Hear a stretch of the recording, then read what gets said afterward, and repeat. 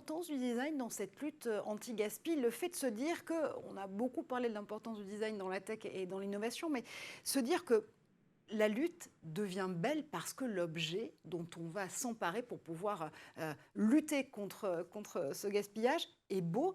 C'est beaucoup plus simple finalement en partant de cette idée-là de faire passer des call to action.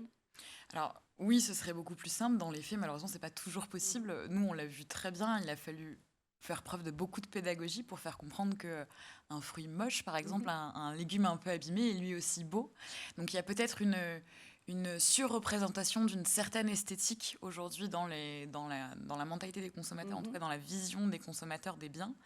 Et il faut rééduquer le consommateur à voir le beau un peu partout. Mhm. Une fraise qui est un petit peu abîmée, on enlève la partie abîmée, elle est toujours consommable. Une carotte hors calibre, elle est tout à fait aussi bonne, pourquoi pas meilleure une carotte pardon, qui est trop calibrée. Voilà, il y a un enjeu d'esthétique, mais il y a aussi un enjeu de perception de Ouais. l'esthétique. Et pour revenir sur le packaging, il y a aussi une responsabilité des marques et un enjeu d'éducation à travers le packaging. Mhm. Nous, on a fait aussi en parallèle de Mon École Anti-Gaspi, on a aussi un projet qui s'appelle le Pacte sur date de consommation.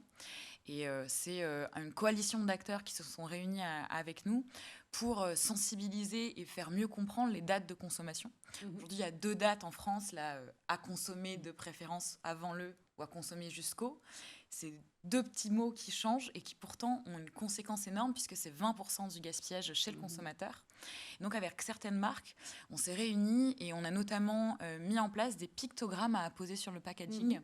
Ce sont des pictogrammes qui sont observés, sentés, goûtés pour inviter le consommateur à se refier à ses sens. Ouais. Et aujourd'hui, on a des marques comme Nestlé, Bell, Danone qui nous accompagnent et qui ont mis ces pictogrammes sur leurs produits, sur un paquet de mousseline par exemple, Mhm. ou sur la vache qui rit, vous allez retrouver ces pictogrammes avec un petit texte explicatif pour sensibiliser le consommateur et l'éduquer à ces dates. Donc il y a aussi un enjeu d'éducation à travers le packaging qui est un support finalement sur lequel on peut éduquer.